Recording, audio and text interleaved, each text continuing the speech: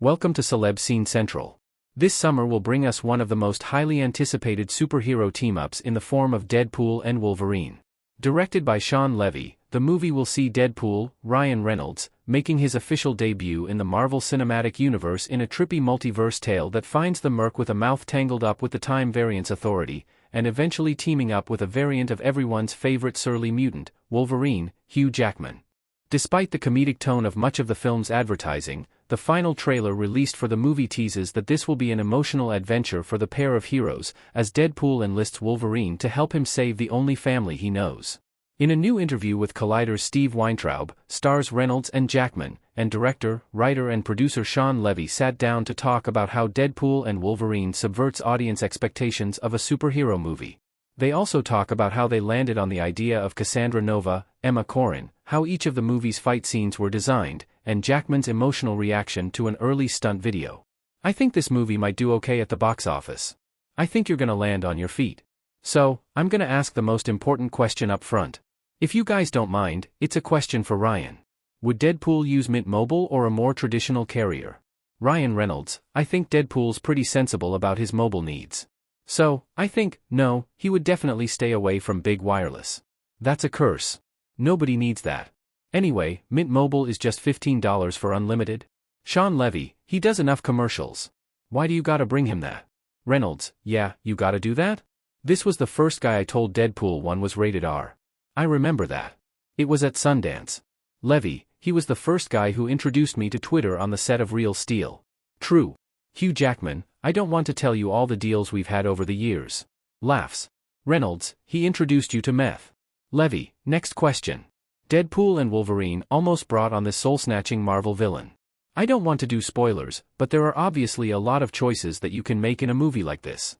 For all three of you, if you could have put a villain in this that you didn't get to include, is there one that's right there at the top of your head? Reynolds: I don't know about a character, specifically. Jackman: Hannibal Lecter. Oh, actual Marvel? Laughs, right. Levy: what was the name of the villain we flirted with? Reynolds: Mephisto. Levy: that's who it was. We went through a lot of almost versions of this story before we landed. Frankly, it was the infamous call from Hugh, but then it was this idea of Cassandra Nova as a sibling to Charles because Cassandra's link to Professor X creates an interesting dynamic and fascination in Cassandra about you, to Jackman. Reynolds: and also just the imagery in the comics of Cassandra. Levy: which I brought on an iPad to London when I first met Emma Corrin. It was the panels of Cassandra with her hands in someone's skull. It was so gross and cool, and we were like, that's our villain. Reynolds: early on, we didn't even know what it would be, but we wanted Jordan Peele just to do anything. And he came back with nothing. Final offer. Levy: that was true. Hard pass. Will Deadpool and Wolverine reunite in the MCU again? I know everyone at Marvel is incredibly happy with how this turned out. I know you guys are having the time of your life because I've been watching you on the world tour at this point. Now that the film's been done for a few weeks, how much are you guys actually talking about? This was a lot of fun. Maybe there's something else we might want to do together in the MCU? Levy: look at that collective inhale. It's like when women spend a lot of time together. Reynolds: are you calling us men? Levy: well, very effeminate men. Reynolds: I live with women and I consider myself one. Levy: as do I. How would you answer that question, Ryan Reynolds? Reynolds: the movie was not meant to be a commercial for another movie. Levy: refreshingly. Reynolds: it was really, genuinely meant to be a true one-off. Life is hard for a lot of people out there, and it's been that way for a long time. For people to walk out of the movie theater feeling like they just had the best 2 hours of their entire life, something that is unexpectedly moving, but still retains all that audacity and wild subversion that you come to expect with this character and this world, and then there's just an enormous wrestling match with expectations and stuff like that. It's always a wild thing to see. I'm so thrilled Marvel is as thrilled as they are. We are our hardest critics, so for me, this is the best movie I've ever been a part of. Levy: wow, I'll take that. I can't believe I chose that moment to interrupt you. Reynolds: well, I was just gonna say the greatest written villain in cinema history is expectation and her bitchy twin brother tracking. Levy: oh, wow. Laughs: to answer the question you did ask, we had a blast. I feel like we not only had fun, but it was so creatively fulfilling. Anything's possible. Is Hugh Jackman done playing Wolverine? Again? It literally does not matter how I answer this. Hugh, you have famously said in the past, I'm done playing Wolverine. So, are you done playing Wolverine? Reynolds, that's just his safe word. That doesn't mean anything. Jackman, it literally does not matter how I answer this, Steve, because I'm clearly a liar. But what's so great about my lie is I believed it. Fully. I fully believed it. Reynolds, that's the best liar. Jackman, so, I'm a borderline sociopath. Reynolds, just a symphony of red flags. Jackman, so, it doesn't matter what I say. But I can tell you, Steve, I've actually never had more fun, ever, playing Wolverine than I did in this movie with these guys. Reynolds, that first day, when Hugh walked out in that suit, I've never seen a crew fall silent that way. That was one of the most amazing, emotional things I've ever seen. How Deadpool and Wolverine avoids action fatigue. The fun of it was to make each fight evolutionary. Fans have been waiting for literally decades to see Wolverine and Deadpool fight. For the three of you, what was it like figuring out what that first fight in the movie was gonna be? Talk about the design of that and what you wanted to accomplish, and the thought process that went into that. Levy, a really good question. I'll say this, you know they're gonna fight, so we didn't want action fatigue. The fun of it, as we wrote the script, as we prepped the movie, as we rehearsed with the stunt team, was to make each fight evolutionary, so that every time there's this collision of unkillable forces, it's got a different visual language. It has a different premise, some are in wide open space the way you've seen in the void in the trailer, and others are a little more confined.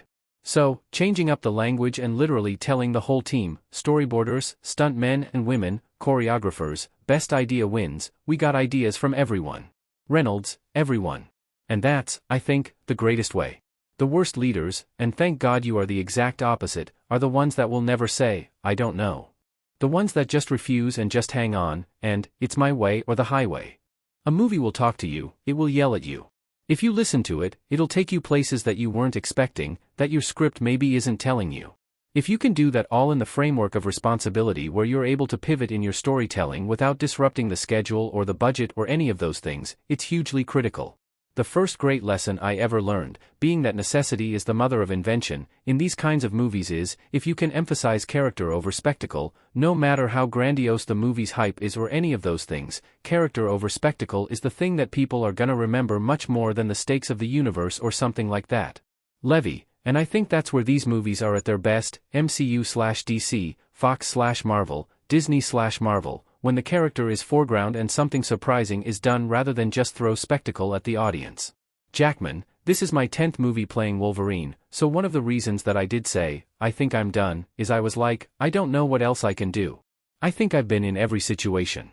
These guys wrote and conceived of a scene, not the first scene, by the way, but it's another action scene between the two of us, and they conceived and wrote it, and then they did a stunt previs. The stunt guys rehearsed it, cut it together. There is a video of me watching that for the first time. Levy, it will be hitting social media. Jackman, here's what I'm thinking, and you can shut me down, but right now it's weird because we're on camera, but I think we should give Steve a little peek at it. Reynolds, I know. Come on, man. Just cough it up. Levy, right now? Jackman, well, at some point. Whenever you're ready for it to get out there. Levy, wow, I feel like promises were just made. Jackman, no, it was just a suggestion. Levy, I feel like publicists are waving hands. Reynolds, also, there's only one line Disney asked me to take out of the movie. Hugh, tell them what the line is. Jackman, laughs, Hugh Jackman is a complete. You should say it. Would you like to say it? Jackman, I just can't. It hurts my soul to say it. Levy, but violence is a language in this movie, and so we wanted to mix it up constantly. Jackman, good pivot. Levy, thank you. Reynolds, that's a great pivot. But that video of Hugh watching that previs is the greatest. Jackman, Steve is such a fan. He's a genuine fan. He's been such a support. Levy, Steve, it is amazing. It's a moment where Hugh, even though he's Wolverine, Hugh as a fan was watching this idea we had, proof of concept, and it's pure joy. Reynolds, he looked like he'd been huffing nitrous.